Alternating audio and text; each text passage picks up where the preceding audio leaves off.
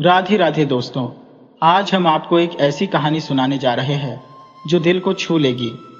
ये कहानी एक किन्नर की है जिसने अपने हृदय में ममता का दीप जलाकर एक नवजात बच्ची को गोद लिया और उसे अपनी संतान की तरह पाला। अंततः उस बेटी ने अपनी किन्नर मां को अपने प्यार और समर्पण से जो उपहार दिया वह अविश्वसनीय है। एक रात का वाकया है जब किन्नरों का एक समूह किसी कार्यक्रम से लौट रहा था। रास्ता सुनसान और अंधेरे से घिरा हुआ था। तभी टोली को किसी नवजात के रोने की आवाज सुनाई दी। सिमरन नाम की किन्नर ने टोली को रुकने का इशारा किया और कहा, कोई बच्चा रो रहा है, शायद उसे किसी ने यहाँ छोड़ दिया है। सिमरन ने चारों ओर नजर दौड़ाई और थोड़ी दूर पर सड़क किनारे एक दूधमुही बच्ची को पड़ा पाया। वह तुरंत दौड़कर उस बच्ची को उठाकर अपनी छाती से लगा ली। उसे ऐसा महसूस हुआ मानो उसके अंदर कहीं छुपी ममता जाग उठी हो। उसकी साथी शीला ने कहा, सिमरन, इसे पुलिस के हवाले कर देते हैं, हमें किसी मुसीबत में नहीं पड़ना चाहिए। लेकिन सिमरन ने दृढ़ता से जवाब दिया, नहीं, ये मासूम मेरे पास ही रहेगी, मैं इसे अपनी संतान की तरह पालूंगी। उसके साथी उसे समझाने लगे, सिमरन, कल को यह बच्ची बड़ी होकर शायद हमें भी उसी नजर से देखेगी जैसे बाकी लोग हमें देखते हैं। समाज हमें अपनाने को तैयार नहीं है, फिर यह कैसे हमें स्वीकार करेगी। गुरुमां ने भी सिमरन को बहुत समझाया। कल यह बच्ची बड़ी होगी तब यह हमें छोड़कर अपने रास्ते चली जाएगी। हमें समाज कभी अपने परिवार का हिस्सा नहीं मानता। लेकिन सिमरन ने अपने मन की सुनी। उसने कहा, मुझे इस बच्ची को पालना है। अब यह मेरी बेटी है और मैं इसकी मां हूं। सिमरन ने उस बच्ची को अपने डेरे पर ले जाकर उसकी परवरिश शुरू कर दी। उसके साथियों की चिंता और समाज के विरोध के बावजूद सिमरन ने कभी पीछे मुड़कर नहीं देखा। उसने उस बच्ची को अपनी दुनिया का केंद्र बना लिया। सिमरन की यह ममता और साहस एक ऐसी मिसाल पेश करती है जो समाज को यह संदेश देती है कि सच्चे प्रेम और ममता के आगे कोई भी रुकावट टिक नहीं सकती। अब सिमरन ने नृत्य और गायन के आयोजनों में जाना लगभग छोड़ ही दिया था। उसका संपूर्ण ध्यान अपनी दत्तक बेटी पर केंद्रित हो गया। उसने उस बच्ची का नाम आरुषि रखा। आरुषि के पालन पोषण में सिमरन ने कोई कसर नहीं छोड़ी। उसने आरुषि के लिए गाय का ताजा दूध प्रबंधित किया ताकि उसे मां के दूध की कमी न महसूस हो। सिमरन उसकी हर छोटी बड़ी आवश्यकता का ख्याल रखती, मानो उसकी ममता केवल आरुषि के लिए ही बनी हो। आरुषि धीरे धीरे बड़ी हो रही थी। समय पंख लगाकर उड़ता गया और देखते ही देखते आरुषि 2 साल की हो गई। अब सिमरन उसके लिए अपने हाथों से पोषक आहार बनाती और उसे प्यार से खिलाती। एक दिन अजय, जो सिमरन की टोली में ढोलक बजाने का काम करता था, सिमरन के पास आया। उसने सिमरन से अपने प्रेम का इजहार करते हुए शादी का प्रस्ताव रखा। उसने कहा, मैं तुमसे बहुत प्रेम करता हूं और तुम्हारे साथ जीवन बिताना चाहता हूं। सिमरन भी अजय की इज्जत करती थी। कठिन समय में अजय ने उसका भरपूर साथ दिया था और यह बात सिमरन जानती थी। लेकिन वह जानती थी कि वह किन्नर है और अजय को वैवाहिक सुख नहीं दे सकती। उसने अपने मन को कठोर कर अजय के प्रस्ताव को विनम्रता से ठुकरा दिया। उसने कहा, मेरा जीवन अब मेरी बेटी आरुषि के लिए है। मैं तुम्हारी इच्छाओं को पूरा नहीं कर पाऊंगी। अजय ने बहुत समझाया। उसने कहा, हम दोनों एक अलग दुनिया बसा सकते हैं जहां तुम्हें नाचने गाने की मजबूरी नहीं होगी। यदि तुमने मुझसे विवाह नहीं किया तब भी मैं तुम्हारे साथ ही रहूंगा और तुम्हें हर परिस्थिति में सहयोग दूंगा। सिमरन की लाख कोशिशों के बावजूद अजय नहीं माना। उसने सिमरन के साथ रहना तय कर लिया और किन्नरों की टोली में ही शामिल हो गया। इस बीच आरुषि बड़ी होती गई। उसने स्कूल जाना शुरू कर दिया। सिमरन उसे स्कूल छोड़ने और लाने का काम खुद करती। दोनों माँ बेटी हंसी खुशी अपने दिन बिताते। एक दिन जब आरुषि ने कहा, माँ, मैं फैशन डिजाइनर बनना चाहती हूँ, तो सिमरन ने अपनी जीवन भर की बचत आरुषि की शिक्षा में लगा दी। 5 लाख रुपए की फीस भरकर उसने आरुषि को एक अच्छे हॉस्टल में भेज दिया। आज वर्षों बाद छुट्टियों में आरुषि अपनी माँ सिमरन से मिलने आ रही थी। सिमरन के लिए यह क्षण उसकी त्याग और ममता का सबसे बड़ा पुरस्कार था। सिमरन और उसकी टोली की सारी किन्नर आरुषि के स्वागत की तैयारियों में जुटी हुई थी। घर को बड़े ही स्नेह और उमंग से सजाया जा रहा था। सभी किन्नर आरुषि से बेहद लगाव रखती थी और सिमरन की भी अपनी टोली में गहरी प्रतिष्ठा थी। सिमरन ने गुरु माँ से उत्साह भरे स्वर में कहा, गुरु माँ, आज मैं अत्यंत आनंदित हूँ। मेरी बेटी आरुषि कितने दिनों बाद मेरे पास आ रही है। उसी दौरान टोली में शामिल शालू नाम की किन्नर व्यंग्य भरे अंदाज में कहने लगी, अरे सिमरन, इतना मत इतराया कर। एक दिन तेरी वही आरुषि तुझे छोड़ किसी और के साथ चली जाएगी और तू अकेली रह जाएगी। सिमरन ने गुस्से को थामते हुए कहा, शालू, मेरे बारे में जो कहना है कह ले, मैं सुन लूंगी, लेकिन मेरी बेटी के बारे में कुछ भी गलत बर्दाश्त नहीं करूंगी। गुरु माँ ने दोनों के बीच बढ़ती बहस को शांत करवाते हुए मामले को ठंडा किया। तभी सिमरन ने अजय की ओर देखा और कहा, अजय, तुम अब तक यहीं हो, आरुषि को लेने नहीं गए? अजय मुस्कुराते हुए बोला, अभी ट्रेन आने में पूरे 2 घंटे बाकी है, तुम इतनी बेचैन क्यों हो रही हो? सिमरन ने कहा, आज मैंने आरुषि की पसंद का सब कुछ बनाया है। मैं चाहती हूँ कि वह आते ही हर चीज से खुश हो। थोड़ी देर बाद टोली की अन्य किन्नर बोली, हम तो हमेशा दूसरों की खुशियों में नाचते हैं, चलो आज अपनी खुशी में नाचते हैं। आखिर हमारी आरुषि आ रही है। सभी ताली बजाते हुए उत्साह से झूमने लगी। कुछ समय बाद अजय आरुषि को लेकर पहुंचा। टोली को इस तरह नाचते गाते देख आरुषि थोड़ी असहज हो गई। सिमरन ने उसे देखते ही अपने स्नेह में डूबकर ढेरों सवाल पूछे और उसे गले से लगा लिया। वह उसे सबसे पहले गुरु माँ के पास ले गई, जिन्होंने आरुषि को भारी सोने के कंगन भेंट किए और कहा, आरुषि, ये कंगन तुम्हारे लिए है, कैसे लगे? आरुषि ने कंगन को देखते हुए कहा, गुरु माँ, ये बहुत पुराने डिजाइन के हैं, लेकिन कोई बात नहीं, मैं इन्हें पहन लूंगी। सिमरन के अन्य साथी ने हंसते हुए कहा, कोई चिंता मत करो आरुषि, मैं तुम्हारे लिए नए डिजाइन के झुमके बनवा दूंगी। सारी किन्नर आरुषि को अपनी ही बेटी की तरह मानती थी। उन्होंने उसकी पसंद का केक भी तैयार किया था। उम्मीद थी कि वह इसे देखकर खुश होगी और सबको अपने हाथों से केक खिलाएगी।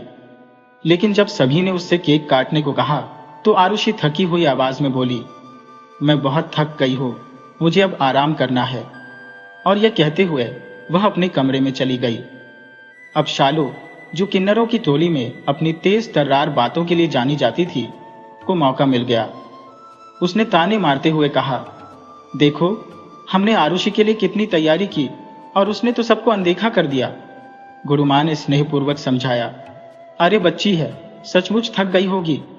फिर सिमरन से कहा, देख तो सही, उसकी तबीयत तो ठीक है या नहीं? जा उसके पास बैठ और उससे बात कर। सिमरन ने आरुषि के कमरे का दरवाजा खोला और उसके पास बैठकर बड़ी कोमलता से पूछा, क्या हुआ बेटी, इतनी जल्दी क्यों चली आई? तेरी मौसी और बाकी सब तेरा बेसब्री से इंतजार कर रहे थे। सबने तेरे लिए बहुत कुछ खास तैयार किया है। आरुषि ने तुनकते हुए कहा, माँ, हर वक्त बस तुम्हें नाचने गाने के अलावा कुछ और सूझता ही नहीं। दम घुटता है मेरा तुम्हारे इन प्यार के नाटकों से। सिमरन की आंखें नम हो गईं। आंसू पोंछते हुए वह बोली, छोड़ इन बातों को, ये बता तेरा कोर्स कैसा चल रहा है और कितने दिन की छुट्टियां लेकर आई है? आरुषि ने खिन्नता से जवाब दिया, माँ, मैं वो कोर्स अब नहीं करूंगी, मुझे अच्छा नहीं लगता। सिमरन ने हैरानी से कहा, पर बेटा, वही कोर्स तो तुझे करना था। मैंने तेरे लिए 5 लाख रुपए खर्च किए हैं, तूने मुझे बताए बिना ही छोड़ दिया। इस पर आरुषि ने गुस्से से कहा, आप क्या जानती हो उस कोर्स के बारे में? सब दिखावा है आपका। आखिर पैसे तो नाच गाने के ही है, कौन सा महान काम करती हो? आरुषि की बातों ने सिमरन को तोड़कर रख दिया, लेकिन उसने ठहर कर कहा, सही कहा बेटा, नाच गाने से ही तो मैंने तुम्हें पाला पोसा और बड़ा किया है, इसी से हमारी रोजी रोटी चलती है। ये कहते हुए वह आंसू भरी आंखों के साथ छत पर जाकर रोने लगी। थोड़ी देर बाद अजय वहां आया और उसके आंसू पोंछते हुए बोला, सिमरन, मैंने तुम्हें पहले ही कहा था कि हम अपनी अलग दुनिया बसा सकते हैं, लेकिन तुमने आरुषि के लिए अपनी सारी खुशियां कुर्बान कर दी। सिमरन ने दृढ़ता से जवाब दिया, नहीं अजय, वो अभी बच्ची है। जब उसे अपनी गलती का एहसास होगा तब वह मुझसे माफी मांगेगी। अगले दिन आरुषि बगीचे में रवि से बोली, तुम मुझसे जल्दी शादी कर लो और इन किन्नरों से मुझे आजाद कर दो। मैं अब इनके साथ नहीं रह सकती। इनके प्यार का नाटक मुझे झूठा लगता है, लेकिन रवि के मन में आरुषि के प्रति सच्चा प्रेम नहीं था। वह केवल उसे छल रहा था। उसकी नजरें गुरुमां द्वारा दिए गए भारी कंगनों पर थी। वह आरुषि का इस्तेमाल कर रहा था और उसकी भोली भावनाओं के साथ खेल रहा था। उसने जिज्ञासा भरे स्वर में पूछा, ये भारी भरकम कंगन किसने दिए हैं आरुषि? आरुषि ने थोड़ी उदासी के साथ उत्तर दिया, गुरुमां ने दिए थे, लेकिन मुझे ये बिल्कुल पसंद नहीं। रवि मुस्कुराते हुए बोला, आरुषि, मेरे इस तोहफे को खोलो और फिर आईने में देखो। तुम कितनी सुंदर लगती हो। क्या गुरुमां ने कोई पुराने जमाने के कंगन दिए हैं? मेरा तोहफा तुम्हारे लिए खास है। सिमरन, जो बगीचे में टहलते हुए उन्हें देख रही थी, उनकी बातचीत सुनकर भीतर ही भीतर परेशान हो गई। शाम को उसने आरुषि को समझाने की कोशिश की, बेटा, रवि बहुत ही गैर जिम्मेदार और नीच किस्म का लड़का है। वो संस्कारी नहीं है। कई बार लड़कियों के मामलों में जेल जा चुका है। तुम अभी सही और गलत की पहचान नहीं कर पा रही हो। मेरा मानना है कि तुम्हें उससे दूर रहना चाहिए। आरुषि ने तुनकते हुए उत्तर दिया, माँ, वो आपकी तरह हर बात पर ताली बजाने वाला नहीं है। हाँ, वो मेरे समाज से ही है। यह सुनकर सिमरन का दिल टूट गया। उसकी आंखों में आंसू भर आए और वह चुपचाप वहां से चली गई। गुरुमां के पास किन्नरों की जमा पूंजी और गहने सुरक्षित रखे जाते थे। उस शाम पूजा के लिए सब अपने गहने निकालने पहुंचे। उसी दौरान खबर आई कि कोर्ट ने 1 महीने में मकान खाली करने का नोटिस भेजा है। गुरुमां गहरी चिंता में पड़ गईं और बोली, अब ये कौन सी नई मुसीबत आ खड़ी हुई? इतनी जल्दी हम कहाँ जाएंगे? हमारे लिए दूसरा मकान कौन देगा? चिंता और तनाव के कारण गुरुमां के सीने में तेज दर्द हुआ और वह बेहोश हो गईं। अजय तुरंत डॉक्टर को बुलाकर लाया। डॉक्टर ने उन्हें दवा और इंजेक्शन देकर कहा, अब आपको जिम्मेदारी का भार थोड़ा कम करना होगा। अत्यधिक तनाव आपके स्वास्थ्य को बिगाड़ सकता है। गुरुमां ने गंभीरता से कहा, यह गद्दी संभालने की जिम्मेदारी अब किसी एक को लेनी होगी। मैं आज शाम की पूजा में इसका निर्णय करूंगी। शाम को किन्नरों के कुलदेवता की पूजा हुई। सभी ने नई साड़ियां और गहने पहनकर उत्सव में भाग लिया। पूजा के बाद गुरुमां ने 3 थालियों में अलग अलग प्रतीकात्मक वस्तुएं रखी और कहा, यह निर्णय देवता के आशीर्वाद से होगा। जो भी इन वस्तुओं को ग्रहण करेगा वही उत्तराधिकारी बनेगा। आखिरकार चाबियों की ताली सिमरन के हाथ में आई।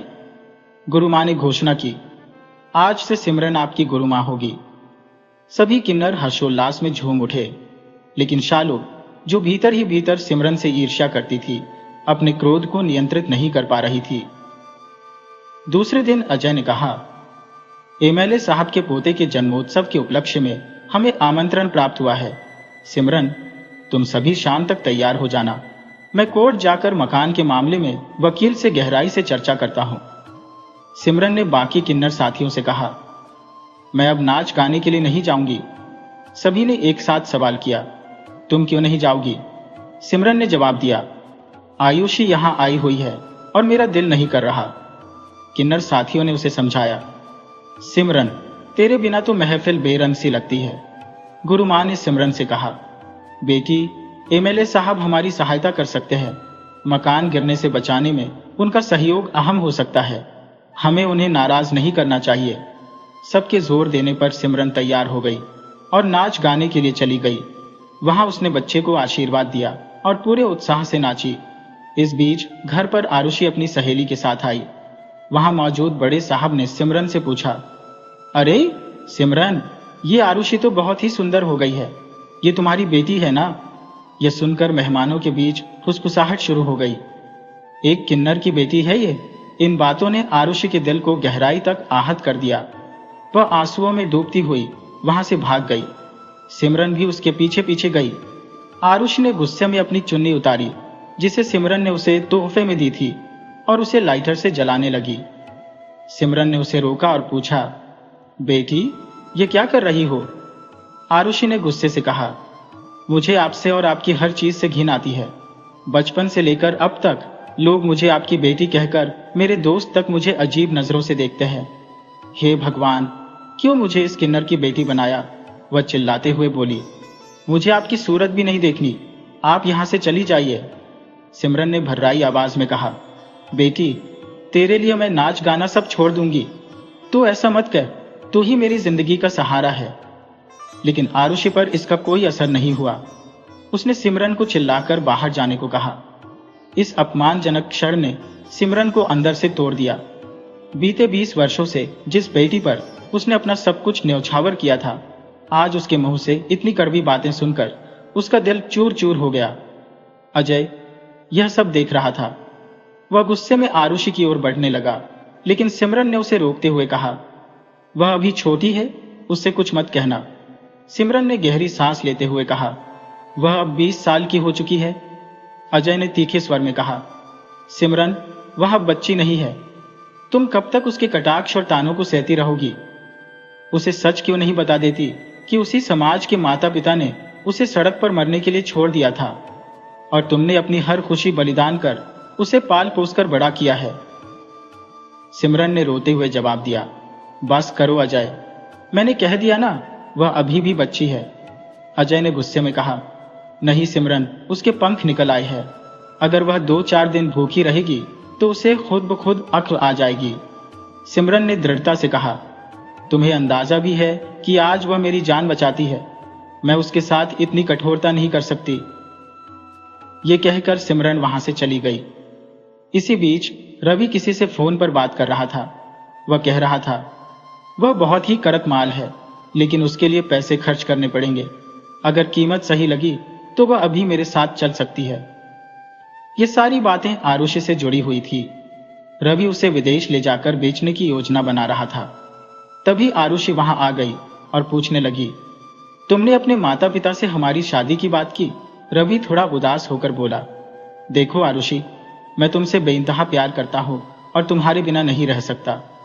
मैंने अपने माता पिता से बात की, लेकिन उनका कहना है कि शादी में किन्नरों की पूरी टोली आएगी। मेरे पापा को अपनी इज्जत प्यारी है, पूरे शहर में हमारी बेइज्जती हो जाएगी। ये सुनकर आरुषि आहत स्वर में बोली, इन लोगों ने मेरा जीना दुश्वार कर दिया है, अब क्या होगा?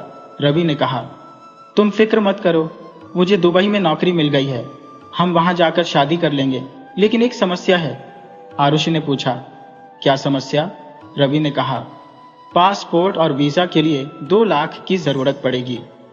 आरुषि ने राहत की सांस लेते हुए कहा, कोई बात नहीं, मैं अपनी किन्नर मां से मांग लूंगी।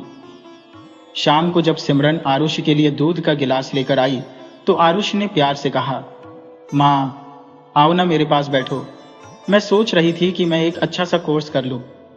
सिमरन मुस्कुराकर बोली, कर ले बेटी, मैं तो खुद यही चाहती हूं कि तू पढ़ लिख कर अपने पैरों पर खड़ी हो जाए। आरुषि ने कहा, ठीक है मां, फिर आप मुझे 2 लाख दे दीजिए। सिमरन थोड़ी परेशान होकर बोली, बेटी, मैंने तो अपनी सारी जमा पूंजी तेरे पिछले कोर्स में लगा दी। अब मेरे पास तेरी मौसियों के रूप में थोड़ी बचत है जिसे मैं खर्च नहीं कर सकती। लेकिन तू चिंता मत कर, मैं किस्तों में तेरी सारी फीस भर दूंगी। बस तू अपनी पढ़ाई पर ध्यान दे। ये कहकर सिमरन वहां से चली गई। दूसरे दिन सिमरन की तबीयत कुछ नासाज थी, इसलिए वह अपने साथियों के साथ बाहर नहीं जा पाई। साथी किन्नर किसी जगराते में गए थे। रात के सन्नाटे में जब हर कोई गहरी नींद में था, एक नकाबपोश चोर घर में दाखिल हुआ। वह सीधे गुरु मां के कमरे में पहुंचा और तिजोरी से गहनों और रुपयों का थैला भरने लगा। गुरु मां की आंखें खुल गईं। उन्होंने अपनी पूरी ताकत से उस चोर की शर्ट पकड़ ली और जोर जोर से चिल्लाने लगी। उनकी चीख सुनकर सिमरन सीढ़ियों पर दौड़ती हुई ऊपर आई, लेकिन तब तक चोर गुरु मां को धक्का देकर कमरे को बाहर से कुंडी लगाकर भागने लगा। सिमरन ने उसे नीचे उतरते हुए पकड़ लिया और उससे रुपयों का थैला छीनने की कोशिश की। छीनच पट्टी के दौरान चोर का नकाब उतर गया। सिमरन ने जब उसका चेहरा देखा तो वह स्तब्ध रह गई। यह और कोई नहीं बल्कि वही रवि था। तभी वहां आरुषि आ गई। सिमरन ने गुस्से से कहा, देखा, मैंने पहले ही कहा था कि रवि अच्छा लड़का नहीं है। अब अपनी आंखों से सच देख लो। आरुषि भड़क कर बोली, चुप रहो किन्नर, ये चोरी मैंने और रवि ने मिलकर की है। तुम्हारे प्यार और दिखावे से मैं तंग आ चुकी हूं। अब मुझे रवि के साथ अपनी जिंदगी की नई शुरुआत करनी है और तुम इसमें बाधा बन रही हो। सिमरन के हाथों से थैला छूट गया। आरुषि ने उसमें से कुछ नोट निकाले और सिमरन पर फेंकते हुए तंज कसा, यही चाहिए ना तुम्हें? तुम जैसे लोग ऐसे ही नोटों पर पलते हो। तुम्हारी परवरिश का मोल चुका दिया मैंने। सिमरन ने गहरी सांस लेते हुए कहा, तूने मेरी परवरिश का मोल चुका दिया, ये अच्छा किया, लेकिन मैं अपने साथियों की मेहनत की कमाई ऐसे जाने नहीं दूंगी। सिमरन ने थैला छीन लिया। इतने में उमा ने अजय को फोन कर दिया और चोर के बारे में सूचना दी। सिमरन ने रवि और आरुषि को रुपए ले जाने से रोक दिया। गुस्से में रवि ने चाकू निकाला और सिमरन के पेट में घोंप दिया। कुछ देर बाद पुलिस वहां पहुंच गई। अजय के साथ पुलिस ने रवि और आरुषि को गिरफ्तार कर लिया। पुलिस की गिरफ्त में आरुषि ने सच्चाई उगल दी। वह फूट फूट कर बोली, अगर सिमरन ने मुझे सड़क से नहीं उठाया होता तो शायद मैं आज जिंदा भी ना होती। मैं उनकी सगी बेटी नहीं हूं, मैं किसी की नाजायज औलाद हूं। न माँ बाप का नाम पता है, न अपनी पहचान। गहरी सांस लेकर उसने जोड़ा, सिमरन ने मुझे अपनी बेटी बनाकर पाला। हमने उन्हें बहुत समझाया था कि यह समाज हमें नहीं अपनाएगा, लेकिन उन्होंने हर खुशी कुर्बान कर दी। आज मैं जो कुछ भी हूं उन्हीं की वजह से हूं। सिमरन की आंखों में आंसू थे, लेकिन उसमें अफसोस की जगह एक अटूट सुकून झलक रहा था। शीला ने जब आरुषि को विस्तार पूर्वक सारी बातें बताई कि सिमरन उसे सड़क से उठाकर अपने घर लाई थी, तो आरुषि के हृदय में पछतावे की लहरें उमड़ पड़ी। वह भीतर तक मर्माहत हो उठी और उसे अपनी किन्नर मां के सामने जाने का साहस भी नहीं हो रहा था। अपराध बोध ने उसके मन को इतना अधिक विचलित कर दिया कि वह यह सोचकर और अधिक व्याकुल हो गई कि अपनी मां से अपनी गलती का इज़हार कैसे करेगी। उसने ईश्वर से हाथ जोड़कर प्रार्थना शुरू की, हे भगवान, मेरी मां को शीघ्र स्वस्थ कर दीजिए, मेरी मां को स्वस्थ कर दीजिए। आरुषि के हृदय में पछतावे का सैलाब इस कदर उमड़ पड़ा था कि वह अपने आंसुओं को रोक नहीं पा रही थी। उसके विचारों में एक बात लगातार चुभ रही थी, भगवान ने किन्नरों को भी मनुष्य के रूप में बनाया है, लेकिन समाज उन्हें हीन दृष्टि से देखता है। जो लोग हर किसी के लिए प्रार्थनाएं करते हैं, उन्हें यह समाज अपनाने से हमेशा कतराता है। उनके साथ भेदभाव क्यों? अब आरुषि को अपने पूर्वाग्रह और गलतफहमियों का गहरा एहसास हो चुका था। वह अपनी मां से लिपटकर फूट फूट कर रोने लगी। उसे अब अपनी भूल का बोध हो चुका था। उसने महसूस किया कि वह कितनी बड़ी गलती कर चुकी थी। इस बीच सिमरन की हालत भी धीरे धीरे बेहतर हो रही थी। डॉक्टरों ने कहा कि घाव भरने में समय लगेगा, लेकिन अब वह खतरे से बाहर है।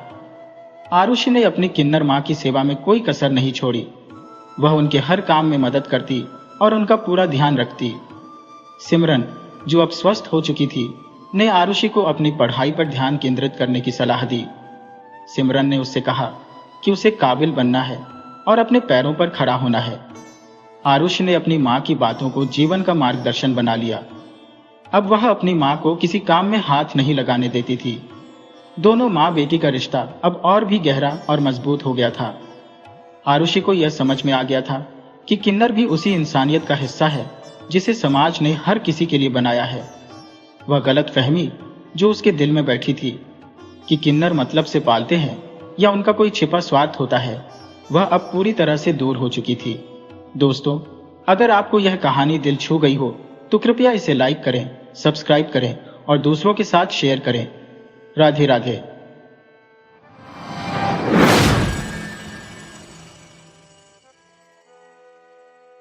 राधे राधे दोस्तों, आज हम आपको एक ऐसी अनोखी कथा सुनाने जा रहे हैं जहां माता पार्वती को स्वयं एक युवती की मां बनकर उसकी सहायता करनी पड़ी।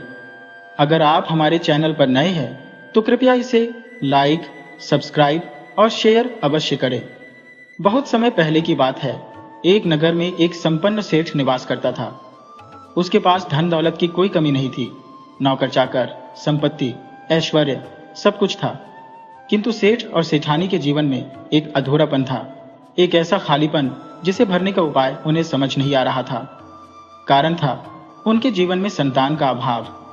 सेठ का एक छोटा भाई था जो अपनी पत्नी के साथ अलग घर में रहता था, लेकिन वंश को आगे बढ़ाने वाला कोई नहीं था।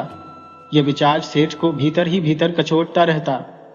वह अक्सर सोचता, मेरे बाद इस संपत्ति और वंश का क्या होगा। सेठानी ज्योति एक अत्यंत धर्मपरायण और परोपकारी महिला थी। वह हमेशा पूजा पाठ और दान पुण्य में लीन रहती। गांव के जरूरतमंदों की मदद करना उनका स्वभाव था। एक दिन जब सेठानी गांव में दान कर रही थी तो कुछ औरतों ने उन्हें व्यंग्यपूर्वक ताने मारते हुए कहा, अरे ये तो बांझ है, इसके हाथ से दान लेने का क्या पुण्य होगा, किसी ने यहां तक कह दिया। सुबह सुबह इस बांझ के दर्शन हो जाए तो पूरा दिन खराब हो जाता है। इन कटु शब्दों ने सेठानी के धैर्य को तोड़ दिया। वह आहत होकर भगवान भोलेनाथ के मंदिर चली गई और फूट फूट कर रोने लगी। जब भक्त का हृदय सच्चे आर्तनाद से भर उठता है तो भगवान को सुनना ही पड़ता है। माता पार्वती जो भोलेनाथ के समीप थी, ये सब देख न सकी। उन्होंने भगवान शिव से कहा, भोलेनाथ देखिए, ये कितनी बड़ी भक्त है और अपनी पीड़ा के कारण कैसे तड़प रही है। अब आपको इसका दुख दूर करना चाहिए। भोलेनाथ बोले, पार्वती, संसार का चक्र अपने नियमों से चलता है, हर किसी का दुख हर पाना संभव नहीं। लेकिन माता पार्वती अपने हृदय की करुणा को रोक न सकी।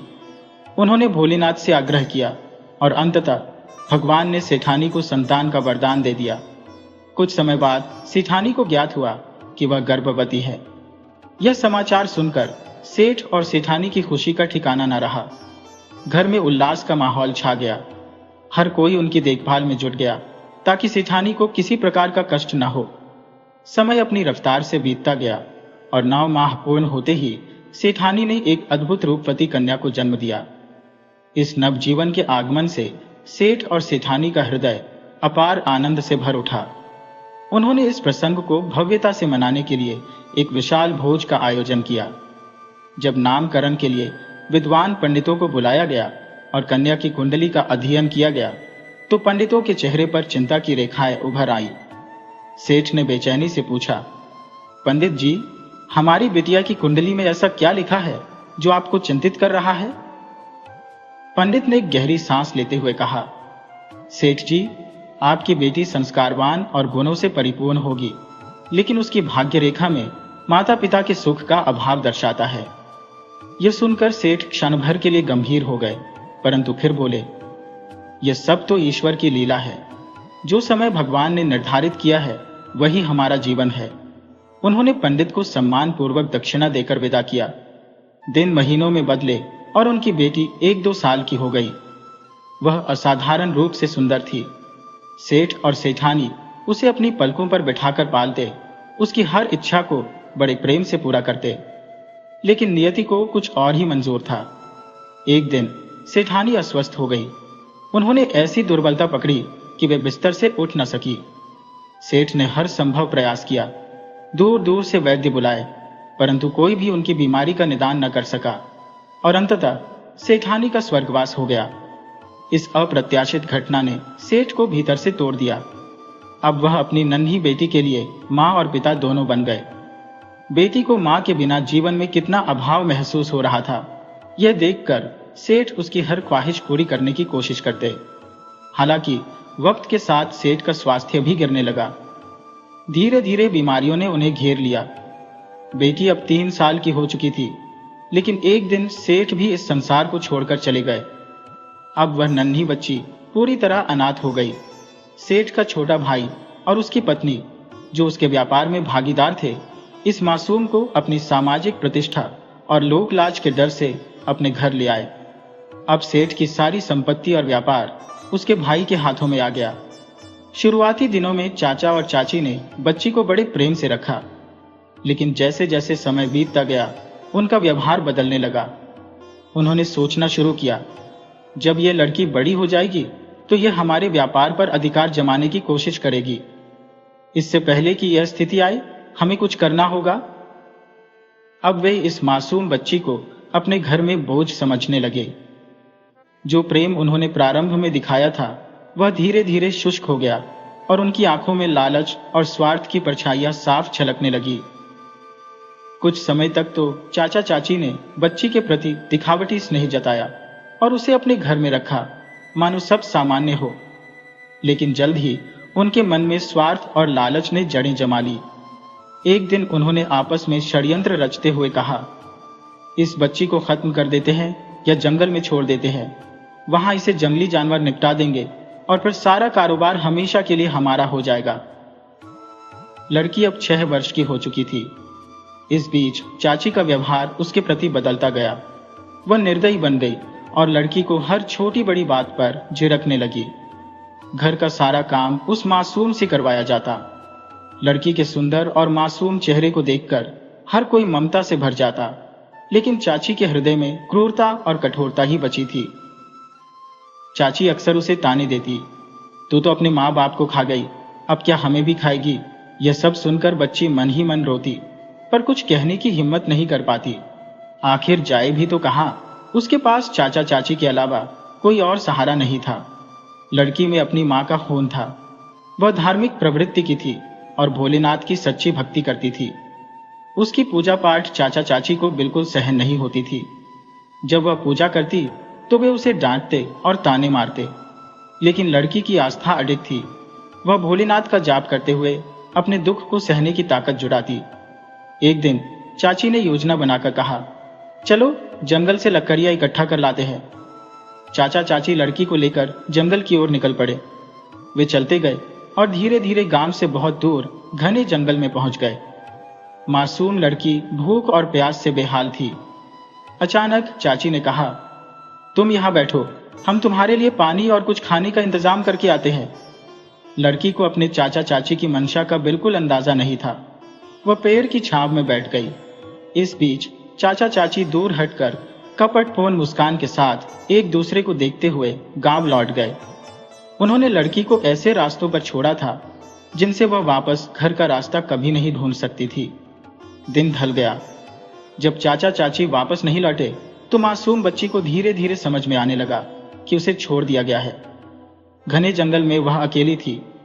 जंगली जानवरों की आवाजें उसकी मासूमियत को डराने लगी। अंधकार धीरे धीरे फैलने लगा।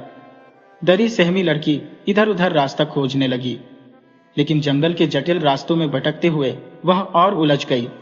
उसके चारों ओर केवल पेड़, अजीब आवाजें और भयावह सन्नाटा था। फिर भी वह ओम नमः शिवाय का जाप करते हुए रोती रही और भगवान से प्रार्थना करती रही, हे भोलेनाथ, अब तो आप ही मेरे सहारे हैं। मेरे सिवा इस दुनिया में और कोई नहीं है। जब वह मासूम बच्ची फूट फूट कर रो रही थी, उसी समय संयोगवश माता पार्वती और महादेव उस क्षेत्र से गुजर रहे थे। लड़की के करुण विलाप ने माता पार्वती का मन विचलित कर दिया। उसकी हृदय विदारक आवाजों ने पार्वती को भीतर तक झकझोर दिया। माता पार्वती महादेव से बोली, स्वामी, हमें इस असहाय बच्ची का कष्ट हरना चाहिए। देखिए कितनी मासूम और अकेली है। महादेव शांत स्वर में बोले, पार्वती, यह संसार सागर है। हर किसी के दुखों को हरना असंभव है, परंतु तुम इतनी भावुक क्यों हो रही हो। लेकिन माता पार्वती अपनी ममता के आगे हार नहीं मानी। उन्होंने जिद ठान ली। महादेव और पार्वती ने बूढ़े और बूढ़ी का वेश धारण किया और बच्ची के समीप पहुंचे। वहां पहुंचकर उन्होंने उससे पूछा, बेटी, तुम क्यों रो रही हो। लड़की दौड़कर माता पार्वती और महादेव से लिपट गई और फपक फपक कर रोने लगी। उसकी पीड़ा ने माता पार्वती को गहराई तक भावुक कर दिया। बच्ची ने रोते हुए कहा, मेरे चाचा चाची मुझे छोड़कर चले गए। मैं इस सुनसान जंगल में अकेली हूं। मेरे माता पिता भी नहीं है। माता पार्वती ने स्नेह भरे स्वर में पूछा, बेटी, तुम्हें क्या चाहिए। बच्ची ने बिलखते हुए जवाब दिया, हे बूढ़ी मां, मुझे मेरे माता पिता वापस दिला दो। लड़की की मासूमियत और वेदना देखकर माता पार्वती का हृदय द्रवित हो गया, परंतु बच्ची की बात सुनकर उन्होंने महादेव की ओर देखा। महादेव मंद मुस्कान के साथ बोले, देख लो पार्वती, तुम्हारी भावनाएं हमें हर बार कठिनाई में डाल देती है। जो लोग मृत्यु को प्राप्त हो चुके हैं उन्हें मैं कैसे वापस ला सकता हूं। यह तो प्रकृति का अटल नियम है। माता पार्वती ने व्याकुल होकर कहा, महादेव, चाहे कुछ भी हो, हमें इस बच्ची का दुख हर हाल में दूर करना होगा। मैं इसे इस स्थिति में छोड़ नहीं सकती। महादेव ने कहा, ठीक है, इसे हम एक कुटिया का रास्ता दिखाते हैं। उन्होंने बच्ची से कहा, बेटी, तुम सीधा उस तालाब के किनारे बनी कुटिया में चली जाओ। हम तुम्हारे माता पिता को लेकर आते हैं। लड़की मासूमियत से तुरंत उस दिशा में चल दी। उधर महादेव और माता पार्वती ने विचार विमर्श करना शुरू किया। महादेव बोले, पार्वती, तुम भावनाओं में बहकर कुछ भी कह देती हो, परंतु उस वचन को निभाने में हमें कितनी कठिनाई होती है, यह तुम समझती नहीं। माता पार्वती ने उत्तर दिया, महादेव, यह बच्ची अभी बहुत छोटी है। उसे माता पिता की सबसे अधिक आवश्यकता है। क्यों ना हम स्वयं उसके माता पिता बन जाए। महादेव को माता पार्वती का प्रस्ताव उचित लगा।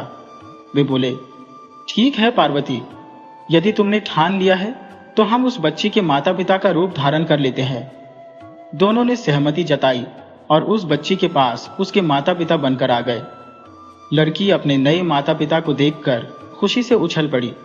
वह उनकी ओर दौड़ी और उनसे लिपट गई। माता पिता को पाकर उसका मन जैसे अनंत सुख में डूब गया।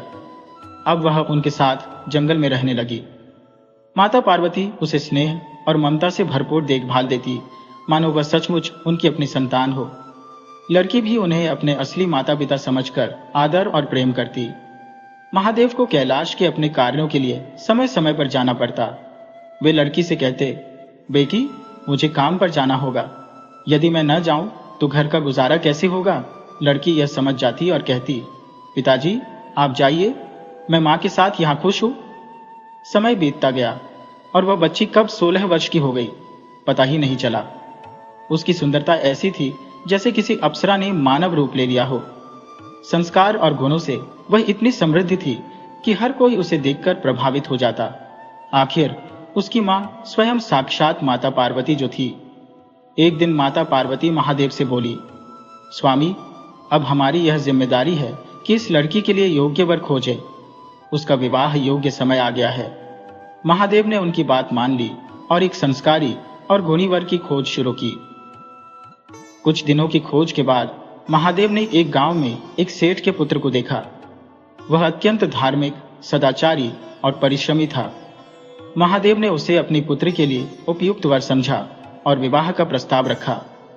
समय आया, बारात जंगल के भीतर आई। सेठ ने जब देखा कि उसका पुत्र एक झोपड़ी में रहने वाली लड़की से विवाह करने जा रहा है तो वह चकित रह गया। लेकिन जब उसने लड़की को देखा तो वह उसकी अप्रतिम सुंदरता और मर्यादित आचरण से मंत्रमुग्ध हो गया। विवाह के दिन जब बारात झोपड़ी के भीतर पहुंची तो वहां का दृश्य बदल चुका था। वह साधारण झोपड़ी एक भव्य महल में परिवर्तित हो गई थी। देवता, गंधर्व और अनेक अद्भुत जीव विवाह में सम्मिलित हुए। जंगल के इस विवाह ने मानो स्वर्ग का रूप ले लिया। महादेव और पार्वती ने पूरे रीति रिवाजों से अपनी बेटी का विवाह संपन्न कराया।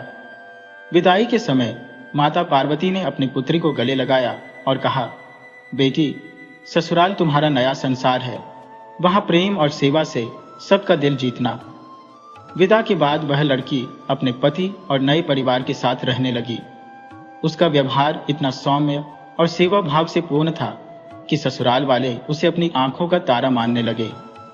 उसकी सास ससुर उससे बेहद प्रसन्न रहते। उधर जिस चाचा चाची ने उसे जंगल में छोड़ दिया था, वे अपनी स्वार्थपूर्ण जीवन शैली के कारण भारी नुकसान में चले गए।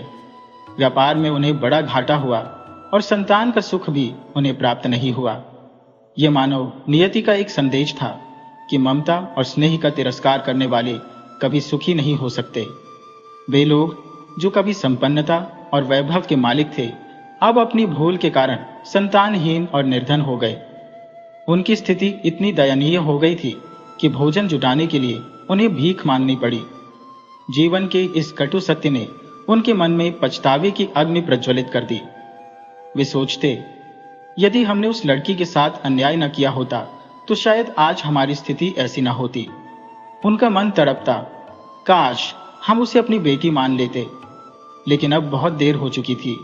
वे मानते थे कि जिस निर्जन जंगल में उन्होंने उसे छोड़ा था, वहां जंगली जानवर उसे नष्ट कर चुके होंगे। इस ग्लानि ने उनके दिन और रात को पीड़ा में बदल दिया। एक दिन भिक्षा मांगते हुए वे उसी गांव पहुंच गए जहां सेठ की बेटी का विवाह हुआ था। संयोगवश वे उसके घर के द्वार पर आ गए। जब उस लड़की ने उन्हें देखा तो उसकी आंखों में आंसू भर आए। उसने अपने चाचा चाची को पहचान लिया, लेकिन वे उसे पहचानने में असमर्थ थे। उनके लिए यह असंभव था कि वह लड़की जिसे उन्होंने मृत मान लिया था, अब एक धनी सेठानी बन चुकी थी। लड़की ने उनके प्रति अपनत्व दिखाया। भिक्षा देने के बहाने उन्हें घर के भीतर बुलाया, उनका आदर सत्कार किया, उनके हाथ पैर धुलवाए, उन्हें भरपेट भोजन कराया। इसके बाद उसने धीमे स्वर में कहा, चाचा चाची, क्या आप मुझे पहचानते हैं? मैं वही लड़की हूं जिसे आपने जंगल में छोड़ दिया था। ये सुनते ही उनके चेहरे पर अविश्वास और आश्चर्य की लकीरें उभर आई। उन्होंने कहा, यह कैसे संभव है? तुम्हें तो जंगली जानवर खा गए होंगे, तुम जीवित कैसे हो सकती हो? तब लड़की ने उन्हें विस्तार से बताया कि माता पार्वती और महादेव ने अपने रूप में आकर उसकी रक्षा की, उसका पालन पोषण किया और उसका विवाह किया। चाचा चाची ने यह सुनकर अपनी आंखों पर विश्वास नहीं किया। उन्होंने कहा, यदि यह सत्य है तो हमें उस स्थान पर ले चलो जहां तुम्हारा बचपन बीता। लड़की ने सहर्ष उन्हें उस स्थान पर ले जाने का निश्चय किया। जब वे वहां पहुंचे तो उन्होंने देखा कि वहां अब सिर्फ वीरानगी थी, एक पीपल का पेड़, एक सूखा तालाब और खंडहर सी दिखने वाली झोपड़ी। कुछ भी ऐसा नहीं था जो उनकी बातों की पुष्टि कर सके। यह देखकर वे सभी हैरान रह गए। वे सोचने लगे, क्या यह सब किसी अदृश्य शक्ति का खेल है? रात में लड़की को सपने में महादेव और माता पार्वती का दर्शन हुआ। उन्होंने कहा, बेटी, हम ही तेरे माता पिता के रूप में इतने वर्षों तक तेरे साथ रहे। हमने तुझे अपनी संतान की तरह पाला और तेरा जीवन सुखमय बनाया। अब समय आ गया था कि हम अपनी वास्तविकता से तुझे परिचित कराएं। लड़की उनकी बात सुनकर भाव विभोर हो गई। उसने हाथ जोड़कर कहा, माँ पिता, मैं कितनी धन्य हूं जो मुझे आप जैसे माता पिता का सानिध्य मिला। उसने यह सारा प्रसंग अपने परिवार को बताया। घर के सभी सदस्य इस बात को सुनकर प्रसन्न हो गए। उन्होंने महादेव और माता पार्वती के प्रति कृतज्ञता व्यक्त की। अंत में उन्होंने सभी के सुख और शांति के लिए प्रार्थना की और कहा, जो यह कथा सुनता है उसके सभी दुख मिट जाते हैं। बोलो हर हर महादेव।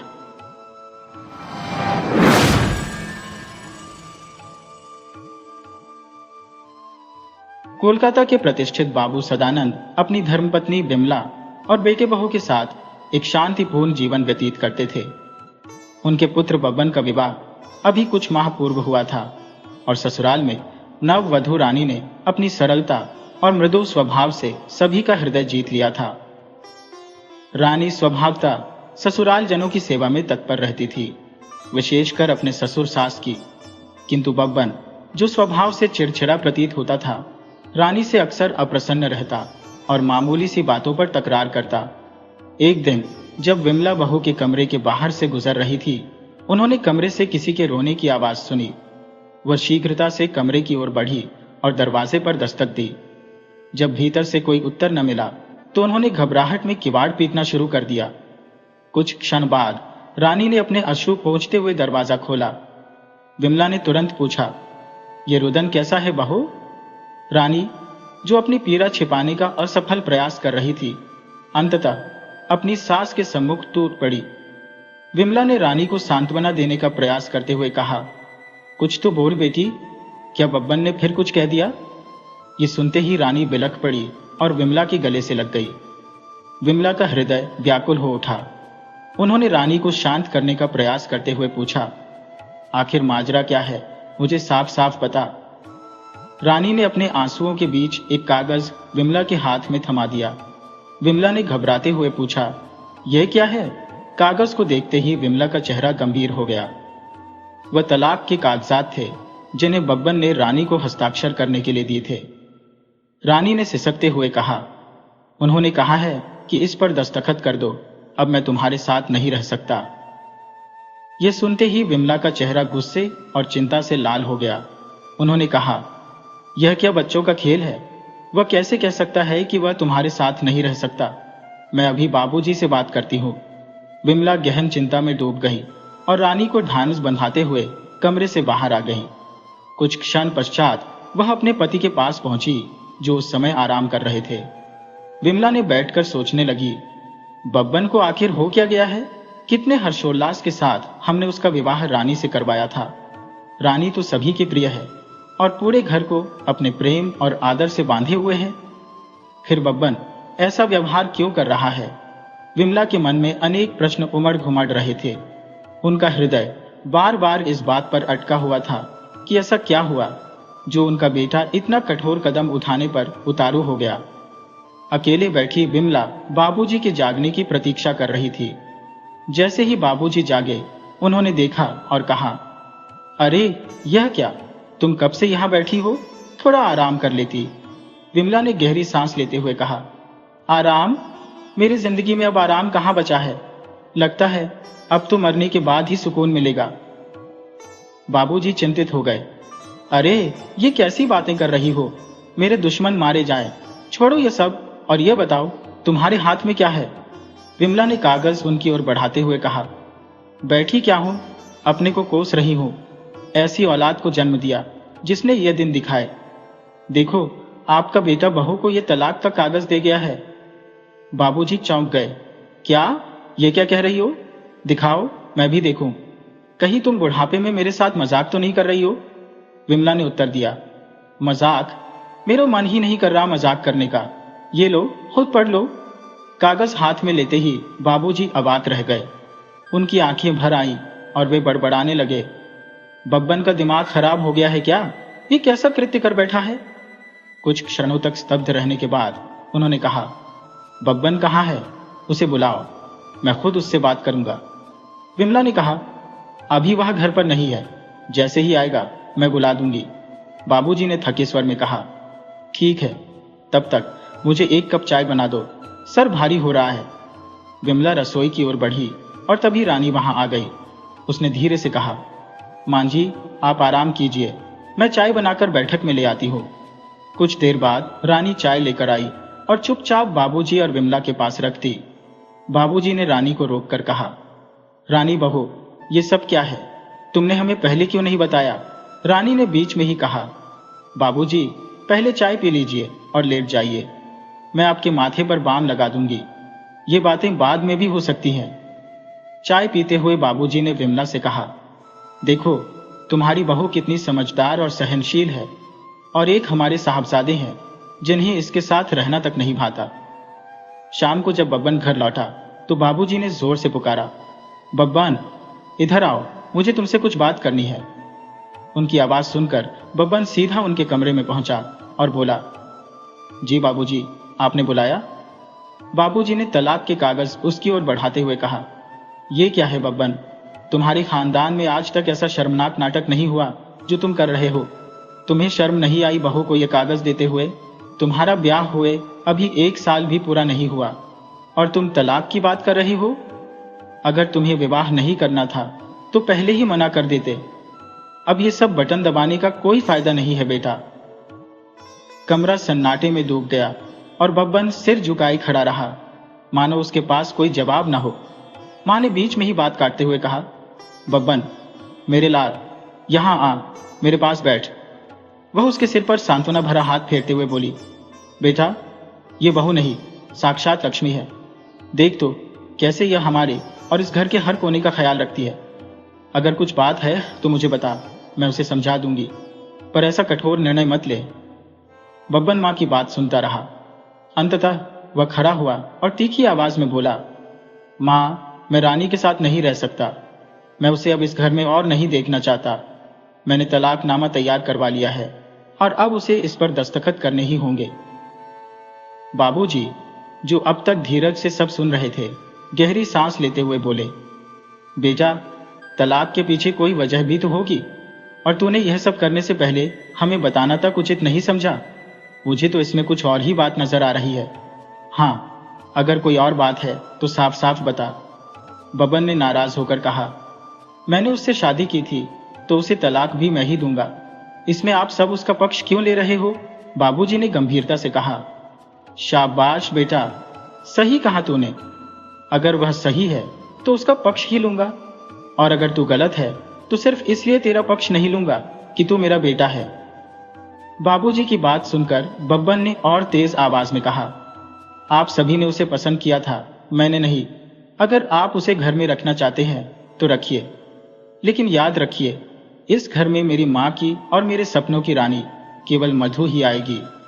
बाबूजी हंसते हुए बोले, अब समझा हमारे साहबजादे की इस कटुता के पीछे कौन सी मधुमक्खी के शहद का जादू है। सुन ले बेटा, हमारे जीते जी इस घर में ऐसा अनर्थ नहीं होगा। उन्होंने बब्बन के सामने ही तलाकनामा फाड़ते हुए कहा, यह औरत इस घर में रहेगी और यही हमारी बहू है। बब्बन गुस्से से तमतमा गया और अपने कमरे में चला गया। कमरे में रानी अकेली बैठी उसका इंतजार कर रही थी। वह उन सब की बातों को सुन चुकी थी।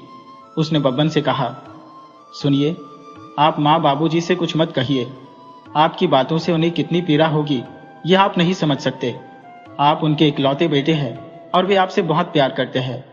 बब्बन गुस्से में बिफरते हुए बोला, जिन माँ ने मुझे आज तक कभी अच्छा नहीं कहा, वह आज तेरी वजह से मुझसे इतना कुछ कह गई। तूने ही उन्हें मेरे खिलाफ भड़काया है। लेकिन सुन ले, अब मैं तुझे इस घर में एक पल भी रहने नहीं दूंगा। तूने मेरे माँ बाप को मुझसे छीन लिया। ये कहते हुए उसने रानी को धक्का देकर कमरे से बाहर निकाल दिया। रानी रोते हुए बब्बन से विनती कर रही थी कि वह ऐसा कठोर कदम न उठाए। इधर जैसे ही माँ और बाबूजी ने बहू की करुण चीत्कार सुनी, वे तुरंत दौड़कर उसके कमरे में पहुंचे। बहू की ऐसी हालत देखकर उनकी आत्मा सिहर उठी। उन्हें यकीन ही नहीं हो रहा था कि उनका बेटा बब्बन ऐसा व्यवहार कर सकता है। बाबूजी ने वहीं से क्रोधित होकर चिल्लाया, बब्बन, ठहर जा। तेरी ये हिम्मत कैसे हुई कि तू बहू पर हाथ उठाए? तू आदमी है या राक्षस? बब्बन ने जवाब में घुर्राते हुए कहा, हाँ, मैं राक्षस हूं, लेकिन अब मैं इसे इस घर में एक पल भी नहीं रहने दूंगा। बाबूजी ने गर्जना करते हुए कहा, तू कौन होता है इसे घर से निकालने वाला? यह घर मेरा है और इस घर में वही रहेगा जिसे मैं रखना चाहूं।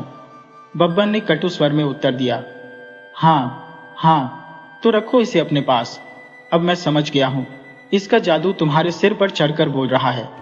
इससे पहले कि वह और कुछ बोलता, पास खड़ी मां ने गुस्से में बब्बन के गाल पर जोरदार तमाचा जड़ दिया। उन्होंने सख्त लहजे में कहा, खबरदार, जो तूने बाबूजी के लिए एक शब्द भी बोला, मैं भूल जाऊंगी कि तू मेरा बेटा है। तू इतना गिर सकता है, ये मैंने सपने में भी नहीं सोचा था। मुझे कमजोर मत समझ। मां की बात सुनकर बब्बन क्रोध में आग बबूला होकर रानी को छोड़कर घर से बाहर चला गया। उसके जाते ही मां ने रानी को संभालते हुए कहा, तू चिंता मत कर, हमारे जीते जी तुझे इस घर से कोई अलग नहीं कर सकता। सभी लोग इस घटना से आहत होकर रो रहे थे। तभी बाबूजी ने शांत लेकिन दृढ़ स्वर में कहा, सुन बब्बन की मां, ऐसी औलाद से तो पराई बेटी ही अच्छी है। हम नाहक ही लड़का लड़का करते मरते जा रहे थे। देख, ये लड़का सचमुच लाड़ प्यार में बिगड़ गया है, लेकिन तू चिंता न कर, ये घर अब मैं रानी के नाम करूंगा। अब तक सोचता था कि बब्बन ही इस घर का वारिस होगा, लेकिन यह तो विष का घड़ा निकला। बब्बन घर छोड़कर अपनी प्रेमिका मधु के पास चला गया। मधु ने उसका स्वागत करते हुए उसके आने का कारण पूछा। बब्बन ने उसे सब कुछ बता दिया। मैं अपना घर, माँ बाप और पत्नी सब छोड़कर तुम्हारे पास आ गया हूं। मधु को यह सब सुनकर अच्छा नहीं लगा, लेकिन उसने कुछ नहीं कहा और बब्बन को अपने घर में रहने की अनुमति दे दी। अब मधु और बब्बन एक ही घर में साथ रहने लगे। कुछ समय ऐसे ही बीता। बब्बन को अपने की पर कोई पछतावा नहीं था। वह मधु के साथ अपने अलग संसार में मस्त था। वह अपने बीते हुए पलों को भूल जाने की कोशिश कर रहा था। दूसरी ओर रानी के माँ बाप जब भी उसकी उदास सूरत देखते तो मन में यही आशा संजोए रखते कि बब्बन का क्रोध शांत होने के पश्चात वह अवश्य ही घर लौट आएगा। माँ भी दिल ही दिल में यही सोचती कि उसका बब्बन भले ही बाबूजी से दूर हो सकता है या बहू से नाराज रह सकता है, लेकिन माँ की ममता उसे अवश्य वापस खींच लाएगी। दिन पर दिन बीतते गए, लेकिन बब्बन की कोई खबर न मिली। जैसे जैसे 10 से 15 दिन गुजर गए, उनके सपने और आशाएं धीरे धीरे चूर चूर होने लगी। बाबूजी की चिंताएं बढ़ती जा रही थी। उन्होंने एक दिन रानी के माता पिता को अपने घर बुलाने का निश्चय किया और साथ ही कुछ करीबी रिश्तेदारों को भी निमंत्रण भेज दिया। यह अचानक मिला निमंत्रण सभी को चौंका गया। हर किसी के मन में यह प्रश्न उठ रहा था कि माजरा आखिर क्या है।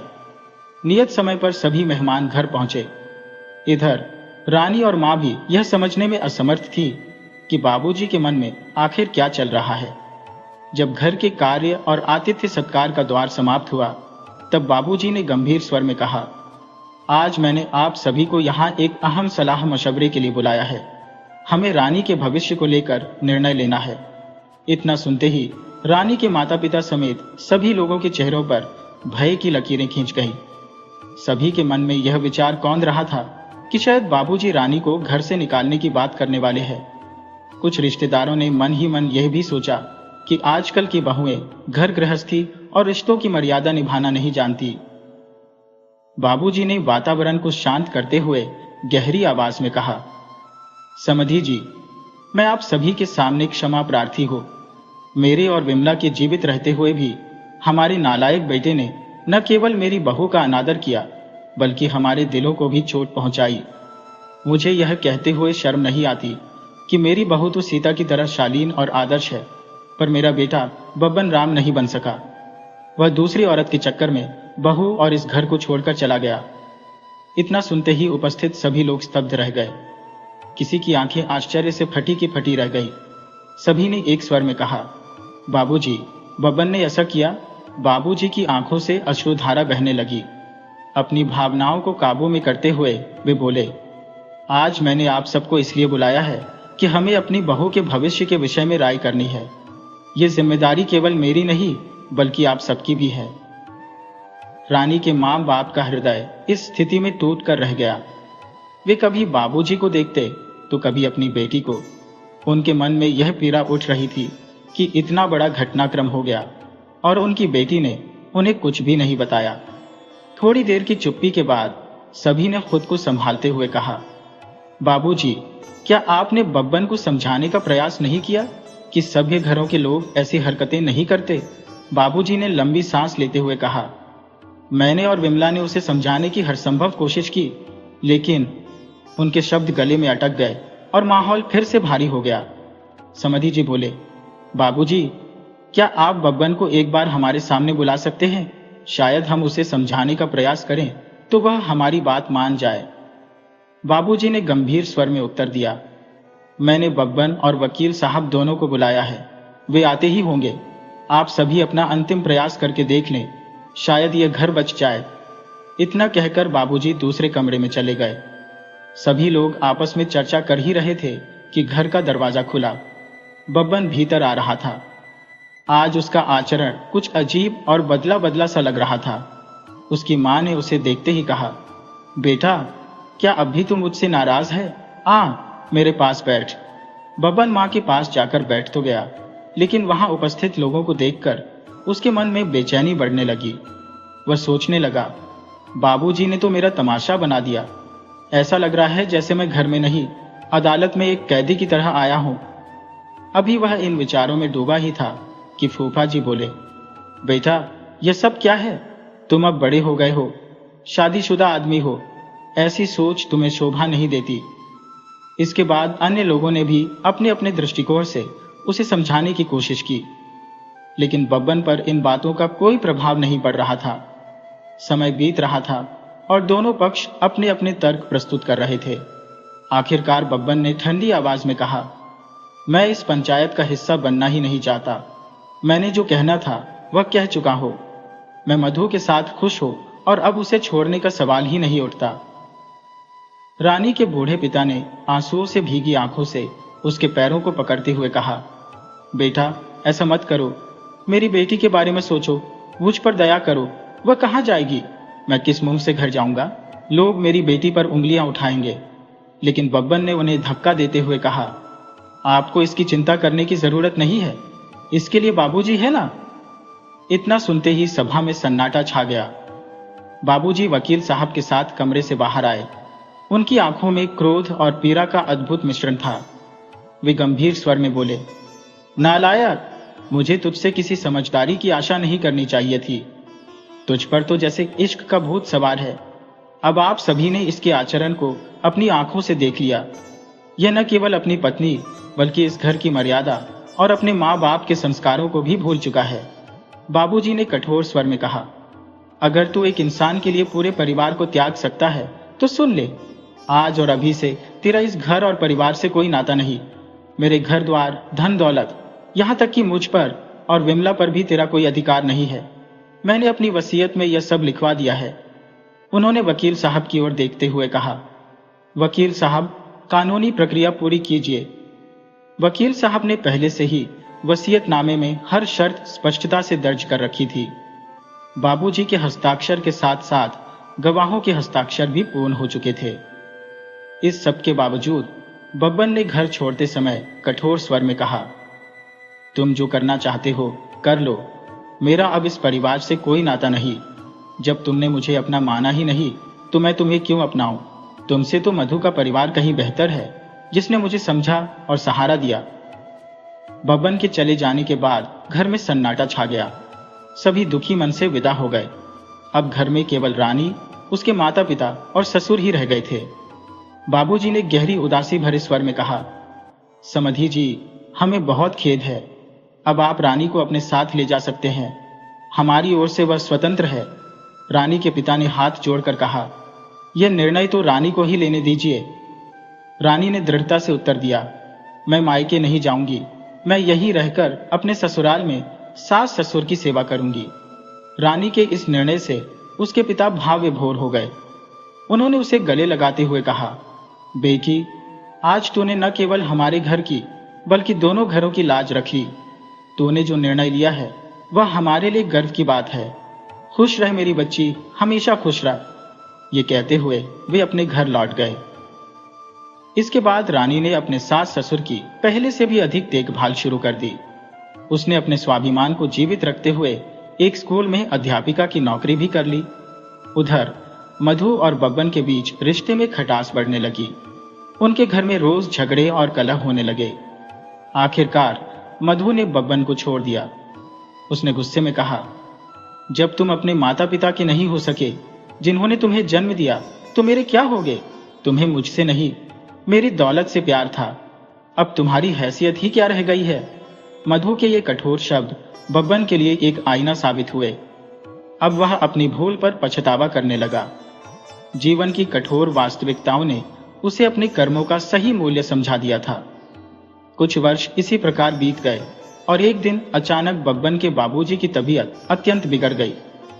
कुछ समय पश्चात वे इस नश्वर संसार को त्याग कर स्वर्ग सिधार गए। जब बब्बन को अपने पिता के देहांत का समाचार मिला तो उसके भीतर गहरी वेदना उमड़ पड़ी। वह तुरंत अपने पैतृक घर पहुंचा, जहां बाबूजी का पार्थिव शरीर अंतिम दर्शन के लिए रखा गया था। बब्बन को देख घर के सभी सदस्य हतप्रभ रह गए। उसने अपने आंसुओं से भीगी आंखों और झुके हुए मस्तक के साथ बाबूजी के चरणों पर गिरकर बिलखना शुरू कर दिया। जब बाबूजी की अंतिम यात्रा आरंभ होने वाली थी और बब्बन ने उन्हें कंधा देने के लिए कदम बढ़ाया तो उसकी मां विमला ने उसे रोक दिया। उनके स्वर में संयम और पीड़ा दोनों झलक रहे थे। उन्होंने दृढ़तापूर्वक कहा, मैं अपने पति को अजनबी हाथों से विदा नहीं कर सकती। उनका बेटा यहाँ है जो उनका कर्तव्य निभाएगा। ये सुनकर सभी की निगाहें विमला की ओर टिक गईं। तभी उन्होंने रानी को पुकारा और कहा, रानी, जा बेटी, अपने बाबूजी के इन संस्कारों को पूरा कर। वे तुझे ही अपना पुत्र मानते थे, तू ही उन्हें मुखाग्नि देगी। विमला के इन शब्दों ने वहां मौजूद सभी को स्तब्ध कर दिया। बब्बन ने यह सब चुपचाप देखा, लेकिन वह पुत्र का दायित्व निभाने में अक्षम साबित हुआ। उसने अपने पिता की अंतिम यात्रा में भाग लिया, परंतु बेटा होने का धर्म नहीं निभा सका। अंतिम संस्कार की रस्में पूरी होने के बाद सभी लोग घर लौट आए, लेकिन बब्बन श्मशान भूमि में अकेला बैठा बाबूजी की चिता को एकटक देखता रहा। उसके भीतर का अहंकार अब चिता की लपटों के साथ जलकर राख हो चुका था। वह अपने विचारों में खोया हुआ था और मन ही मन सोच रहा था, हे प्रभु, मैं कैसा दुर्भाग्यशाली हूं। मेरे दोनों हाथ भरे हुए होकर भी खाली है। सचमुच आज मेरी दुर्दशा के लिए केवल मैं ही जिम्मेदार हूं। मुझसे बड़ी भूल हुई है। बब्बन की आत्मग्लानि गहराती चली गई। वह अपने किए का पश्चाताप करता रहा, किंतु उस पीड़ा का प्रायश्चित उसके लिए कभी संभव नहीं हो पाया।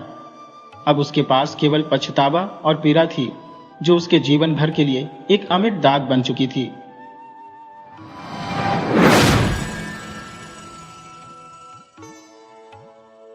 यह बहुत पुरानी बात है कि एक बार एक राजा सात परगना में शिकार करने गया। वहां दाची गांव के पास उसने एक बारहसिंगे को देखा तो वह उसके पीछे भाग लिया और कई मील तक उसका पीछा किया, पर फिर वह एक जंगल में चला गया और गायब हो गया। राजा अपनी इस बदकिस्मती पर बहुत दुखी और नाउम्मीद हुआ और लौट पड़ा। जब वह अपने खेमे की तरफ लौट रहा था तो उसने सड़क के किनारे लगी हैज के पीछे से किसी के रोने की आवाज सुनी। उसने उसके अंदर झांका कि वहां कौन था, तो उसने देखा कि वहां 17 साल की एक बहुत सुंदर लड़की थी। उसको देखकर वह उसे देखता ही रह गया। उसने उससे बड़ी नम्रता से पूछा, तुम कौन हो और यहाँ क्या कर रही हो? वह बोली, जनाब, मैं चीन के एक राजा की बेटी हूँ। मेरे पिता एक लड़ाई में बंदी बना लिए गए हैं और मैं अपने पिता के दुश्मन की बंदी बनाए जाने के डर से वहां से भाग निकली हूँ। मैं पहले एक जगह गई जहां मैं डूब जाना चाहती थी, पर गांव वालों को मेरी इरादों का पता चल गया। उन्होंने आकर मुझे बचा लिया। उसके बाद मैं यहाँ चली आई। आपने मेरी कहानी तो सुन ली, अब आप अपनी बताएं। राजा बोला, ओह सुंदरी, मैं इस देश का राजा हूँ और शिकार करने निकला हूँ। यह मेरी खुशकिस्मती है कि मैंने तुम्हें देख लिया, वरन तुम यहाँ पता नहीं कब तक अकेली पड़ी रहती। यह सुनकर वह लड़की रो पड़ी। राजा ने फिर पूछा, सुंदरी, तुम क्यों रोती हो? लड़की बोली, मैं अपने माता पिता और देश के लिए रोती हूँ। मैं अपने लिए भी रोती हूँ। मैं यहाँ क्या करूंगी? मेरा यहाँ कोई घर नहीं है, मेरा यहाँ कोई दोस्त नहीं है। बिना घर और दोस्त के मैं कैसे रहूंगी? राजा बोला, तुम रो नहीं, आगे से मैं तुम्हारी देखभाल करूंगा। आओ मेरे साथ, मेरे महल चलो, अब से तुम वहीं रहना।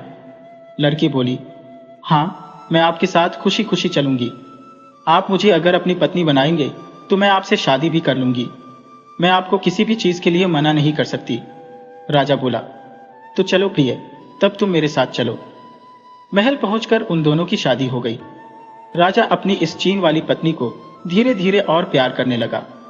उसने उसके लिए डल झील के पास 5 मंजिल का एक महल बनवाया और उसके साथ ज्यादा से ज्यादा समय बिताने लगा, उससे भी ज्यादा जितना कि वह अपनी दूसरी पत्नियों के साथ कुल मिलाकर बिताता था।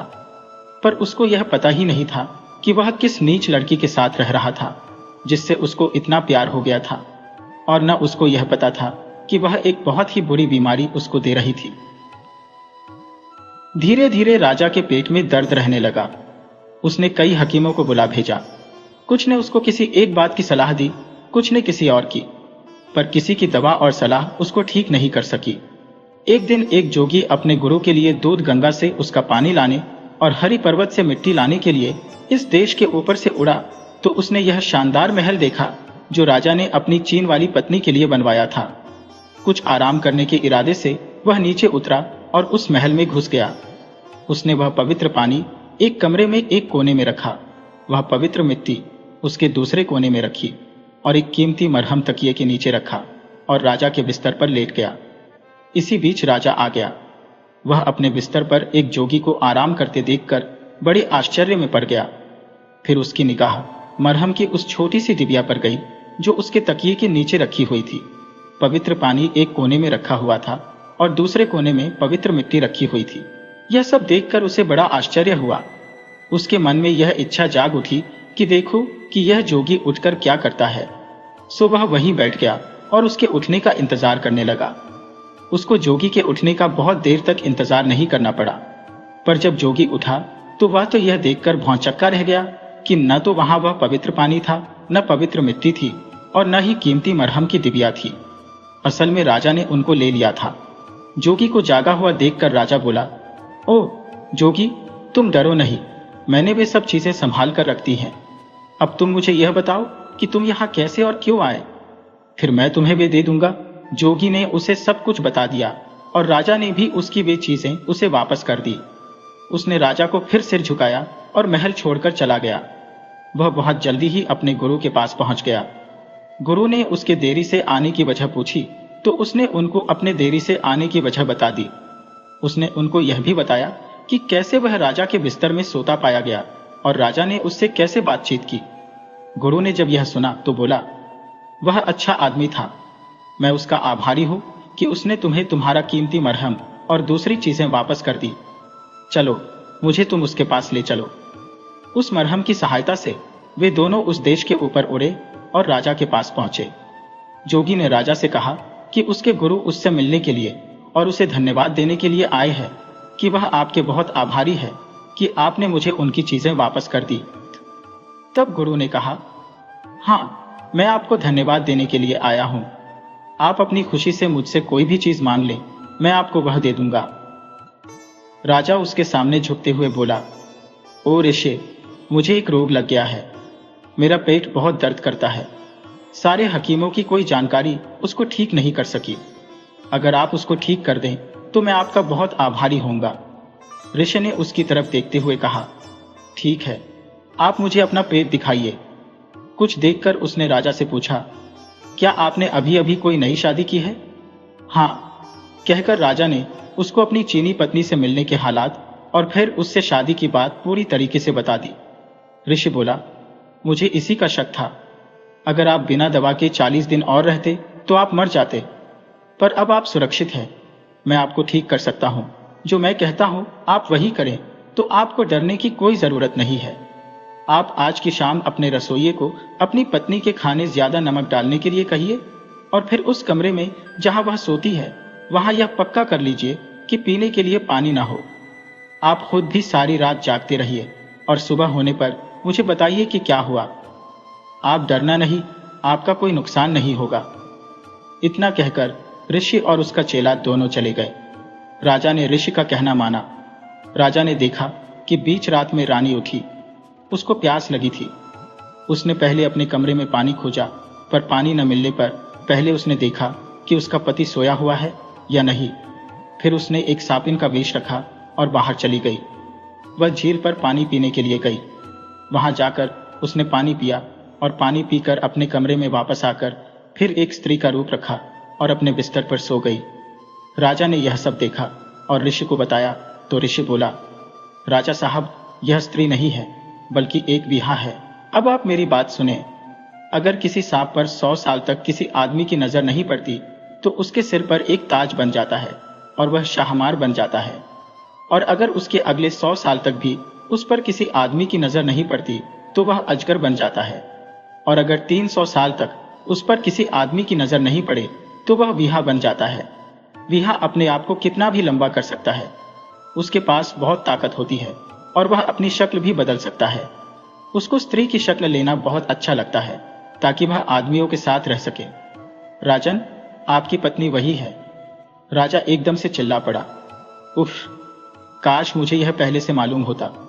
पर इस भयानक जीव से बचने का कोई उपाय है? ऋषि बोला, हाँ जरूर है, पर आपको थोड़ा सब्र करना होगा। आप अपनी पत्नी के पास वैसे ही जाते रहिए जैसे अब तक जाते रहे हैं, क्योंकि अगर उसको शक हो गया तो वह आपको मार देगी। उसकी एक सांस से ही सारा देश नष्ट हो जाएगा। इस बीच आप लाख का एक घर बनवाइए और उस पर सफेद रंग की कलई पुतवा दीजिए ताकि उसकी लाख दिखाई न दे।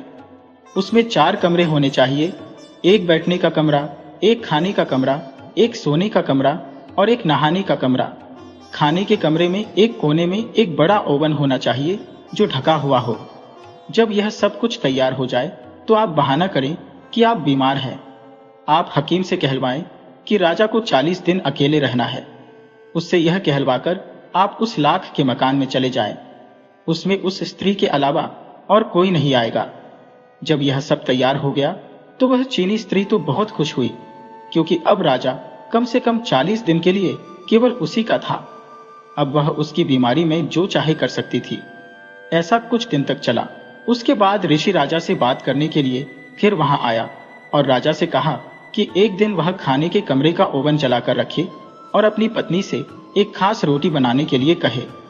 जब वह यह देखने में लगी हो कि वह रोटी कैसी पक रही है तो वह उसको भट्टी में धक्का दे दे और जितनी जल्दी हो सके उस ओवन का दरवाजा बंद कर दे, ताकि कहीं ऐसा ना हो कि वह बाहर निकल आए और सारे देश को ही नष्ट कर दे। राजा ने ऐसा ही किया। जब यह सब हो गया तो गर्मी बढ़ाने के लिए उसने घर में भी आग लगा दी। ऋषि ने जब यह सुना कि राजा ने क्या किया तो वह बोला, यह आपने बहुत अच्छा किया। अब आप अपने महल जाइए और वहां 2 दिन तक इंतजार कीजिए। तीसरे दिन आप मेरे पास आइए तो मैं आपको एक आश्चर्यजनक दियाराश्य दिखाऊंगा। तीसरे दिन ऋषि राजा को साथ लेकर उस जगह गया जहां वह लाख का घर खड़ा था, पर वहां तो राख के सिवा और कुछ नहीं था। ऋषि बोला, राजा साहब, ध्यान से देखिए, आपको यहां एक पत्थर दिखाई देगा। राजा ने ध्यान से देखा तो उसको वह पत्थर मिल गया। वह बोला, हाँ यह रहा पत्थर। ऋषि ने पूछा, यह तो ठीक है, पर आप क्या लेना चाहेंगे, पत्थर या राख? राजा बोला, पत्थर। ऋषि बोला, ठीक, आप पत्थर ले लीजिए, मैं राख ले लेता हूं। कहकर उसने वह सारी राख समेटी, उसे अपने कपड़े में बांधा और अपने चेले के साथ गायब हो गया। उसके बाद राजा अपने महल को चला आया। उस दिन के बाद से राजा ठीक हो गया। वह पत्थर जो उसने चुना था बाद में वह संगी पारस साबित हुआ, जिसके छूने से कोई भी धातु सोना बन जाती है। पर उस राख में क्या गुण था, यह राजा को कभी पता नहीं चला, क्योंकि वह फिर कभी उस ऋषि और जोगी से मिला ही नहीं।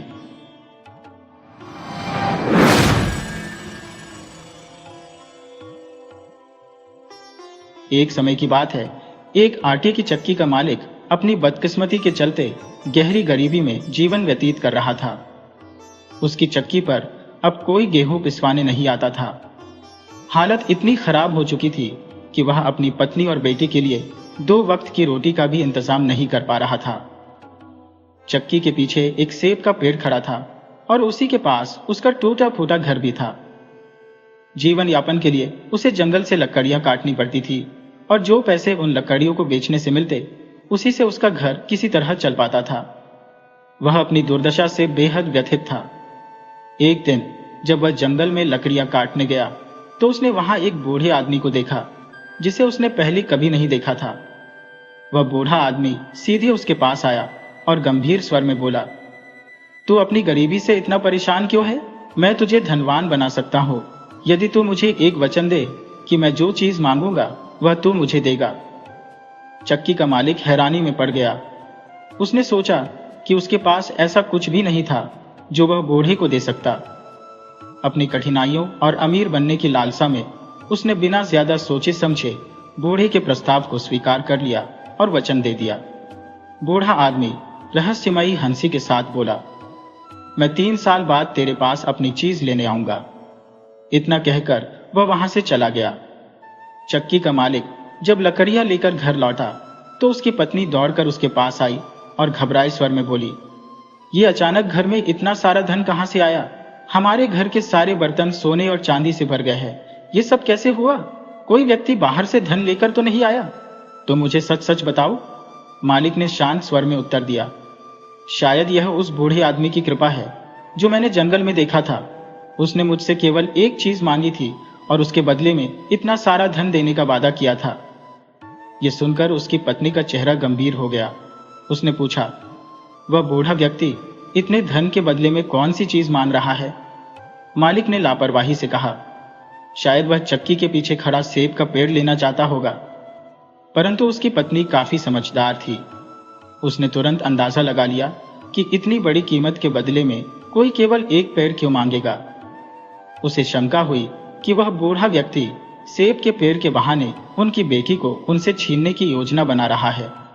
असल में पत्नी का अंदेशा बिल्कुल सही था। वह बूढ़ा व्यक्ति वास्तव में एक धूर्त और क्रूर जादूगर था, जिसकी मंशा सुलोचना को पाने की थी। सुलोचना उनकी बेटी न केवल सुंदरता की मूरत थी, बल्कि अपने आचरण में भी अत्यंत शालीन और भक्तिमयी थी। वह प्रतिदिन प्रातः स्नान कर ईश्वर की आराधना में मग्न रहती। 3 वर्ष इस तरह से बीत गए कि किसी को पता भी न चला। लेकिन नियति का खेल अचानक पलटा और वह बूढ़ा जादूगर चक्की के मालिक के सामने प्रकट हो गया। उसने बिना किसी भूमिका की सुलोचना को सौंपने की मांग की। चक्की का मालिक इस अप्रत्याशित मांग को सुनकर सहम गया। उसने कभी सपने में भी नहीं सोचा था कि इतना बड़ा मूल्य उसे चुकाना पड़ेगा। जब वह अपनी बेटी को बुलाने के लिए गया तो देखा कि सुलोचना ईश्वर की आराधना में लीन थी। उसने बूढ़े से विनती की, मेरी बेटी अभी पूजा में व्यस्त है, कृपया कल आइए। बूढ़ा बिना कोई उत्तर दिए वहां से चला गया। अगले दिन सुबह वह बूढ़ा फिर से आ धमका, लेकिन आज भी सुलोचना पूजा में व्यस्त थी। इस बार बूढ़ा गुस्से से आग बबूला हो गया। उसने गरजते हुए कहा, मुझे तेरी बेटी चाहिए ही चाहिए। अगर तुमने मेरी बात नहीं मानी तो मैं तुम्हारे जीवन को तहस नहस कर दूंगा। चक्की का मालिक इस धमकी से कांप उठा। भय और असहायता में वह अपनी बेटी के पास गया और सारा हाल बयां कर दिया। उसने भारी मन से कहा, बेटी, मैं ऐसा नहीं करना चाहता था, लेकिन मैंने लालच में आकर वचन दे दिया। अब मेरे हाथ में कुछ भी नहीं है। सुलोचना ने अपने पिता को शांत करते हुए कहा, पिताजी, आप व्यथित ना हो। यह सब ईश्वर की इच्छा है। जो होना है वह होकर रहेगा। हमें उनकी मर्जी में भरोसा रखना चाहिए। चक्की का मालिक अपनी इस भूल पर पछतावा करते हुए बार बार अपनी बेटी से क्षमा मांगने लगा। लेकिन सुलोचना ने अपने माता पिता को दुख से उबरने का साहस दिया। उसने ठान लिया कि अब वह अपनी किस्मत को खुद गढ़ेगी और किसी भी परिस्थिति का सामना धैर्य और प्रार्थना से करेगी। चक्की का मालिक इस अंतर्द्वंद में फंस चुका था। उसकी बेटी को जादूगर के हवाले करना उसे मौत से भी बदतर लग रहा था, लेकिन उसने अपनी मूर्खता से जो गलती की थी वह उसे हर क्षण कचोट रही थी। चक्की के मालिक ने फिर एक बार चालाकी से बूढ़े को यह कहकर टाल दिया कि कल आकर मेरी बेटी को ले जाना। बूढ़ा बिना किसी विरोध के वहां से चला गया, लेकिन सुलोचना के लिए यह सब असहनीय था। वह अब अपने माता पिता के साथ रहना नहीं चाहती थी, क्योंकि जादूगर से धन लेने के बाद उसके पिता का मन और विचार पूरी तरह से बदल गए थे। ईश्वर में अगाध विश्वास रखने वाली सुलोचना इस घर से दूर चली जाना चाहती थी, ताकि वह शैतानी जादूगर किसी भी प्रकार से उसके पिता को और अधिक पाप करने के लिए विवश न कर सके। माता पिता के बार बार समझाने के बावजूद उसने अपने घर को छोड़ने का निश्चय किया। अगले दिन वह प्रातः ही घर से निकल पड़ी। चलते चलते जब सूर्य अस्ताचल की ओर बढ़ने लगा तो वह एक मनोहारी और विशाल बगीचे में जा पहुंची। दिन भर की थकावट और भूख ने उसे कमजोर बना दिया था। उसने बगीचे में लगे फलों को देखा, जिनमें से कुछ पके हुए फल शाखाओं से लटक रहे थे, लेकिन वे फल इतनी ऊंचाई पर थे कि उनके पास पहुंच पाना सुलोचना के लिए असंभव था। अपनी विवशता पर दुखी होकर वह जमीन पर बैठ गई और आंखें मूंदकर ईश्वर का ध्यान करने लगी। तभी अचानक एक अद्भुत सुंदर युवती उसके समक्ष प्रकट हुई। वह मधुर स्वर में बोली, मैं तुम्हारी सहायता के लिए आई हूं। तुम्हें भूख लगी है और इन पके हुए फलों को देखकर तुम्हारा मन व्याकुल हो रहा है। मैं अभी तुम्हारे लिए ये फल तोड़ कर लाती हूं। युवती ने बिना विलंब किए 3-4 पके हुए फल तोड़े और अपने हाथों से सुलोचना को खिलाने लगी। यह दृश्य बगीचे का माली छिपकर देख रहा था, लेकिन डर के मारे वह बिल्कुल मौन था। उसे लगा कि यह कोई अलौकिक आत्मा है जो बगीचे में प्रवेश कर गई है। सुलोचना ने अपनी भूख शांत होने के बाद उस सुंदर युवती को हृदय से धन्यवाद दिया। फिर वह झाड़ियों में छिपकर सोने चली गई। अगले दिन प्रातः जब बगीचे का स्वामी, जो कि एक रूपवान राजकुमार था, बगीचे में आया तो माली ने उसे बीती रात की घटना सुनाई। माली ने कहा, स्वामी, मैंने अपनी आंखों से देखा कि कोई अलौकिक शक्ति यहां आई और उस युवती को फल खिलाए। राजकुमार को उसकी बात पर विश्वास नहीं हुआ। उसने कहा, आज तक इस बगीचे में कोई भी आत्मा या भूत प्रेत नहीं आया। मुझे लगता है कि तुमने कोई सपना देखा होगा। लेकिन माली अपनी बात पर दृढ़ रहा। उसने कहा, स्वामी, मैंने जो देखा है वह सच्चाई है। राजकुमार ने कहा, ठीक है, आज रात मैं स्वयं इस बगीचे में छिपकर देखूंगा कि वास्तव में ऐसा कुछ होता है या नहीं। उधर सुलोचना दिन भर घनी झाड़ियों में छिपी रही। जब संध्या का अंधकार फैलने लगा तो वह झाड़ियों से निकलकर फलों के पेड़ के पास पहुंची और ईश्वर से प्रार्थना करने लगी। ईश्वर ने उसकी प्रार्थना सुन ली और वही सुंदर युवती पुनः प्रकट हुई। उसने 3-4 पके फल तोड़े और सुलोचना को अपने हाथों से खिलाने लगी। जैसे ही सुलोचना के सामने रखे फल समाप्त हुए, एकाएक राजकुमार, जो अपने माली के साथ विशाल वृक्ष के पीछे छिपा हुआ था, तेजी से बाहर निकला। वह गहन उत्सुकता से बोला, तुम कौन हो? क्या तुम इस संसार के निवासी हो या किसी अन्य लोक से आई हो? सुलोचना को अनजान व्यक्ति को अपने समीप देखकर भय हो गया। कांपते हुए और गिड़गिड़ाते स्वर में उसने कहा, मैं इस संसार की एक अभागी लड़की हूं। आज ईश्वर के अलावा सभी ने मुझे अकेला और बेसहारा छोड़ दिया है। जब राजकुमार सुलोचना के करीब पहुंचा तो उसने देखा कि वह रहस्यमयी सुंदर युवती वहां से अदृश्य हो चुकी थी। केवल सुलोचना ही उदास मुद्रा में वहां बैठी हुई थी।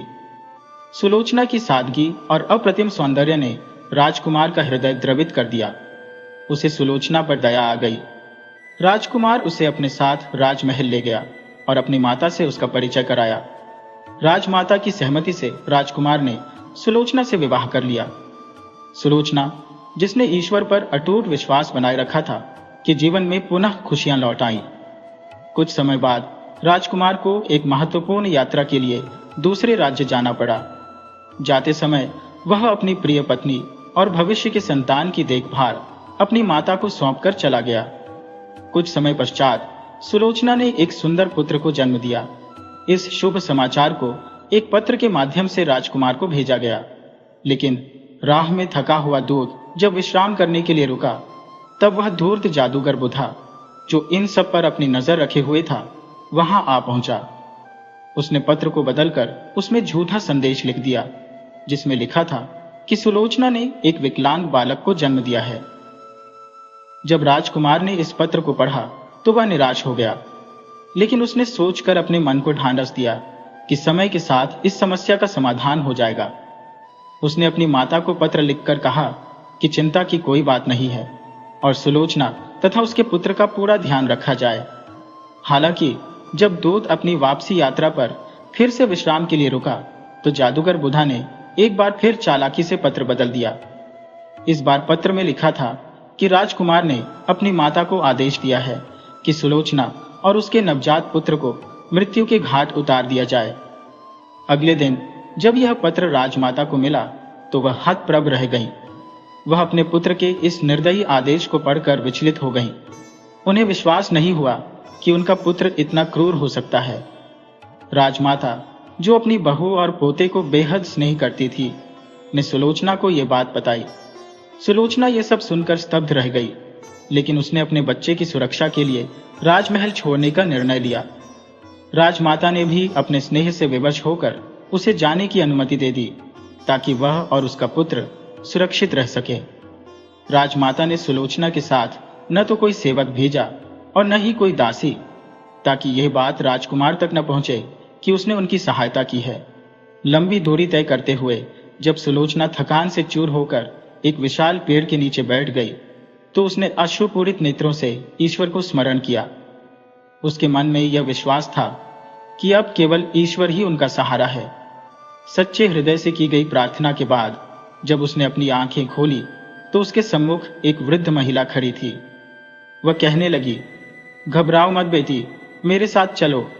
मेरा एक छोटा सा आश्रय स्थल है, मैं तुम्हें वहां ले चलती हूँ। सुलोचना ने अपने पुत्र को बाहों में थामा और उस वृद्धा के साथ चल पड़ी। जैसे ही वे उसके घर पहुंचे, महिला ने सांत्वना देते हुए कहा, बेटी, ईश्वर ने तुम्हारी सहायता के लिए ही मुझे भेजा है। तुमने सच्ची आस्था के साथ उनकी उपासना की है, अब तुम्हें किसी भी प्रकार का कष्ट नहीं होगा। इधर अपनी यात्रा समाप्त कर जब राजकुमार राजमहल लौटा तो उसने अपनी माता से अपनी पत्नी और पुत्र के विषय में पूछा। राजमाता, जो पहले से ही आक्रोश में थी, ने अपने पुत्र को कठोर शब्दों में फटकार लगाई। राजकुमार स्तब्ध रह गया। उसने स्पष्ट किया कि उसने ऐसा कोई पत्र दूत को नहीं दिया था जिसने उनकी मृत्यु का आदेश लिखा हो। सच्चाई जानने के बाद राजमाता को गहरा पश्चाताप हुआ। उन्होंने रोते हुए राजकुमार को सच बता दिया। राजकुमार अपनी व्यथा से व्याकुल अन्न जल त्याग कर सुलोचना और अपने पुत्र को ढूंढने निकल पड़ा।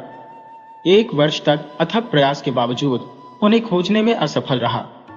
थका मांदा राजकुमार उसी जंगल में आ पहुंचा जहां सुलोचना अपने पुत्र के साथ निवास कर रही थी। विशाल जंगल के बीच एक छोटी सी झोपड़ी देखकर वह विस्मित हो उठा। डरते डरते उसने दरवाजा खटखटाया। दरवाजा खोलने वाली वही वृद्धा थी जिसने सुलोचना को आश्रय दिया था। वृद्धा ने मुस्कुराते हुए कहा, राजकुमार, इस साधारण झोपड़ी में आपका स्वागत है। आपने यहां आने का कष्ट क्यों किया? राजकुमार ने उत्तर दिया, मैं अपनी पत्नी और पुत्र को ढूंढ रहा हूं। वर्षों की तलाश के बाद भी मुझे उनका कोई पता नहीं चला।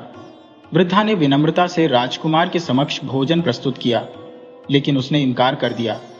उसने कहा, मुझे कुछ भी खाने की इच्छा नहीं है, मैं केवल कुछ समय के लिए आराम करना चाहता हूं, यदि आप अनुमति दें तो। वृद्धा ने सहानुभूतिपूर्वक कहा, आप यहां आराम करें राजकुमार, ये बिस्तर आपके विश्राम के लिए है। राजकुमार उस वृद्धा की आज्ञा पाकर बिस्तर पर लेट गया और अपनी आंखें मूंद ली। तभी उसे भीतर से धीमी धीमी वार्ता की आवाजें सुनाई देने लगी।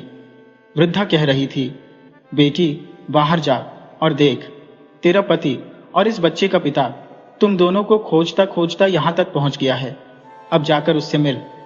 थोड़ी ही देर में किसी के बाहर आने की आहट सुनाई दी। राजकुमार ने तुरंत अपनी आंखें फिर से बंद कर ली। सुलोचना धीरे धीरे उसके समीप आई और उसे पहचानने का प्रयास करने लगी, लेकिन राजकुमार तो अपनी पत्नी को पहले ही पहचान चुका था। उसी क्षण सुलोचना ने भी उसे पहचान लिया। वह भावुक होकर बोली, मैं आपकी दुर्भागिनी पत्नी हूं और यह है आपका अभागा पुत्र।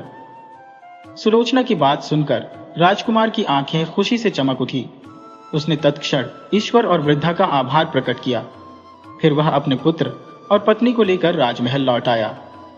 वहां पहुंचने पर राजमाता ने बड़े उल्लास और हर्षोल्लास से उनका स्वागत किया। दूसरी ओर सुलोचना को पाने के लिए अनेक प्रयास और षड्यंत्र रचने के बावजूद वह दुष्ट वृद्ध जादूगर असफल रहा।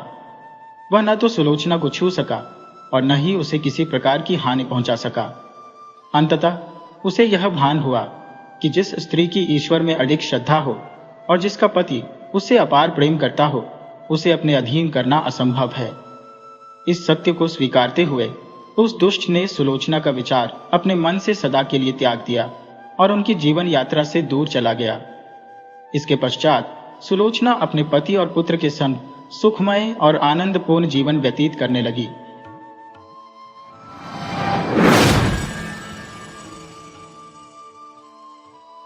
वीडियो अच्छी लगे हो तो इसे लाइक करें और ऐसी ही मज़ेदार कहानियों के लिए चैनल को सब्सक्राइब करें और बेल आइकन दबाएं। ज़्यादा से ज़्यादा अपने दोस्तों को शेयर करें। धन्यवाद।